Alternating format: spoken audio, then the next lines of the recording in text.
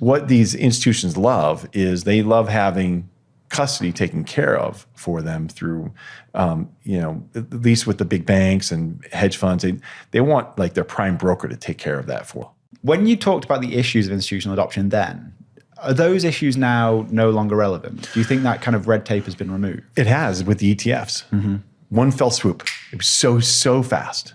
That's the operational issue. Because, when you're an institutional investor, you've got fiduciary responsibility, and then you've got like this personal risk as well when you're doing this stuff, which is professional risk. So you've got to, perform your duty, and you can kind of hide behind that sometimes if you don't want to take on this professional risk. What do I mean by that? I mean, if you're going to buy Bitcoin, real Bitcoin, and you're gonna have your key phrase. Well, okay. Well, who's gonna take control of that wallet, that signing device? Is it going to be you? Or are you going to do it with a chief investment officer? Or are you going to have your legal counsel involved? I mean, like that's just the first thing. Yeah. Like how is that really going to work? And that's actually what people think about first. But when you're sitting in those meetings, that's kind of down the line. It's first of all, it's like, what is this thing? Where does it trade? Am I willing to take career risk? Well, yeah, because that's first. Like even if you think you love it, even if you're an investor and portfolio manager who understands it and gets it and loves it, wants to invest in it, the problem is where are you going to trade it? Coinbase, Kraken, like what are these things? Back then, 2021, yeah, Coinbase was there, but institutional wise, it was we don't really know. Then you had FTX happen, everything, so it was really sketchy, and so. So that was just a big hurdle to get over. And then who holds it? Like you don't custody normally. So what these institutions love is they love having custody taken care of for them through, at least with the big banks and hedge funds, they want like their prime broker to take care of that for them. The highest rating in debt is AAA. That's prime, right? And so the U.S. was always, it's the global reserve asset, right? The U.S. Treasury. And you surely can't get better debt. Surely you can't get better debt. Like this is riskless. Like this is supposedly the 10-year U.S. Treasury is supposed to be riskless. Yeah. That's the point. Well, then we had a couple of things happen, and one of them was a budget battle. And I believe it was S&P that downgraded them first, if I remember correctly. So they downgraded not because they think that the U.S. is going to default and not pay the bonds. So this is where people get a little bit tripped up. AAA is like, there's no risk whatsoever that you're ever going to default, right? Then you've got AA, which is, it's like as close to AAA as you can be, obviously, but there's something there. Okay, so why would they downgrade the U.S. if they're never going to default, really? And even when they did default because of this budget battle, it was back in, I want to go back and, I've got the newsletter here, so I don't want to quote the wrong time frame, but it was, 1979 is when they technically defaulted. So what happened? So they were in this budget battle, and back in 1979, everything was done by paper, right? So they're in this battle, and the congressmen are going back and forth. They're fighting about it. They didn't want to raise the debt ceiling.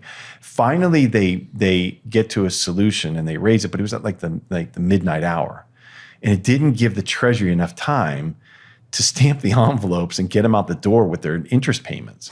And so they tripped a payment, and they made it up really quickly. They made everybody whole, but technically they defaulted.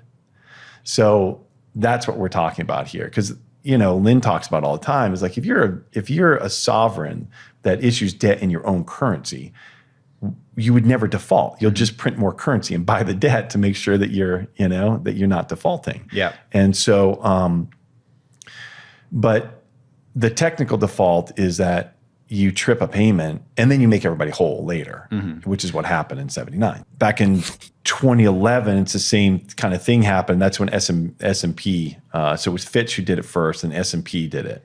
Did what? No, I'm sorry. S&P had downgraded the U.S. first.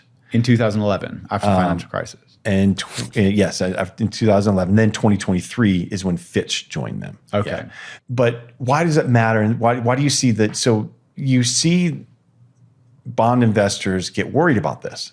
And how do you know that they're worried? Well, you see term premium, you see premiums that meaning that the debt trades at a higher yield than it normally would. Because you can calculate it out. The term premiums are somewhere around 80 basis points or 90 basis points right now for the 10-year. It should be higher, but we'll get to that in a second. But the reason that you have that is because investors are concerned about inflation, and just this deluge of debt, who's going to buy all of it, which means that they want to be compensated for that deluge of debt that's coming. We're seeing that. People are a little bit worried about inflation, which gets us to stagflation. We can talk about that in a minute. But the people are concerned about that. Investors are concerned about that. And bond investors are like, they don't want to buy 10-year, 20-year, 30-year treasuries and have what happened back in 2022 all over again, where, interest rates go up, the bond is worth less, and they're sitting on this portfolio of marks that are, down 20, 30% again. Yeah. So how do they compensate themselves and protect themselves? Well, they demand a higher rate. And this is where the bond vigilantes come in. Bond vigilantes are the ones who are saying, no way.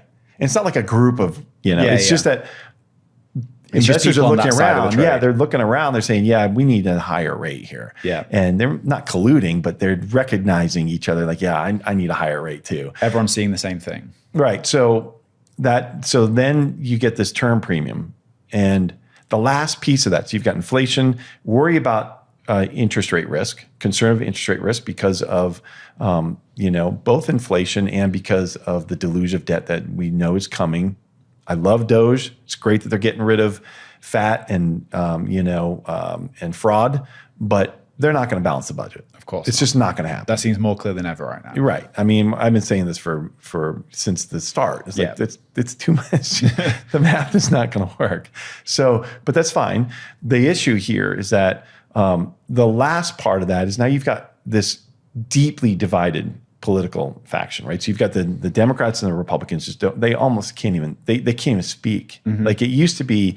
Back in the 80s at least, and the 90s, they could at least talk across the aisle and really kind of be reasonable. Totally, that's out the window. Irrational. Like they're totally unreasonable between the two parties now. So that means that each party is trying to trick the other one into making cuts into their programs to hurt their constituents to get fewer votes. We know that. It's the way it works. But the issue here is that they're so entrenched in the battle that the risk is that we go right up against that window again, it closes and we trip a payment. Of course they'll make it up, and they will make everybody whole and they won't fully default. It'll be a technical default. Then why do the credit default swaps on the US bonds